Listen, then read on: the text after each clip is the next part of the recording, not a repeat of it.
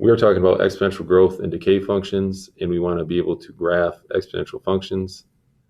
So the directions here say sketch the graph of each function. So we have y equals 1/2 times 5 raised to the x minus 2.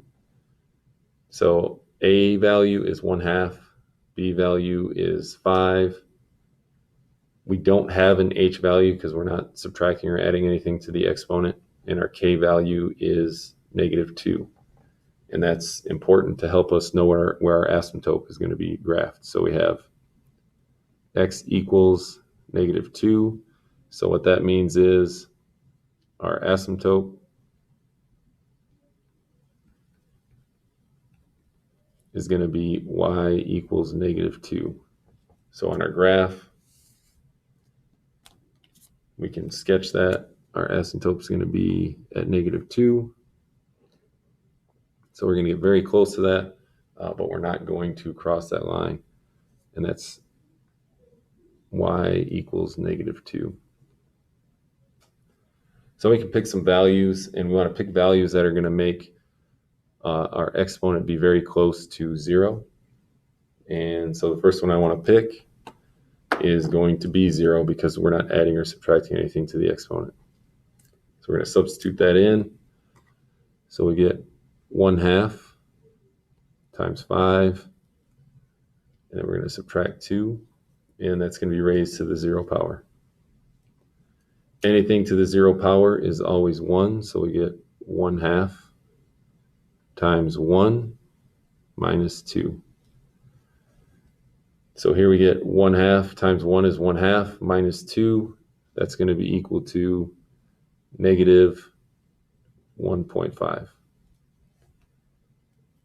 So we get the ordered pair 0, -1.5. And we can plot that 0, -1.5 is down here. Then we can look at another one, and we can pick 1. So this is going to be equal to 1/2 times 5 to the first power minus 2. So we're going to substitute 1 in for the x. And then we get 5 to the 1 is 5.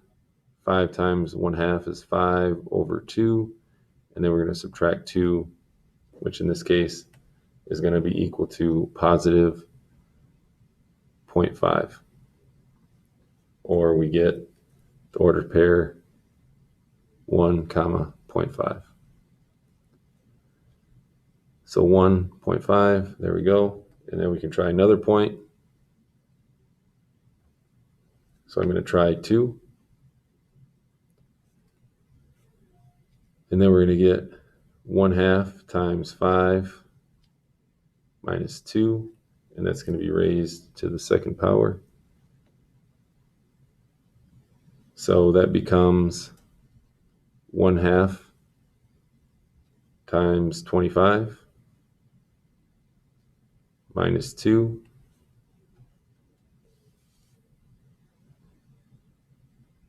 So that is equal to 25 over 2 minus 2.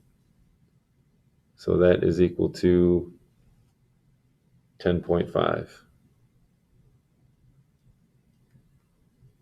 So then we get the ordered pair, which is 2, 10.5. So we go over 2 up to 10.5, which is up here. And at this point, we cannot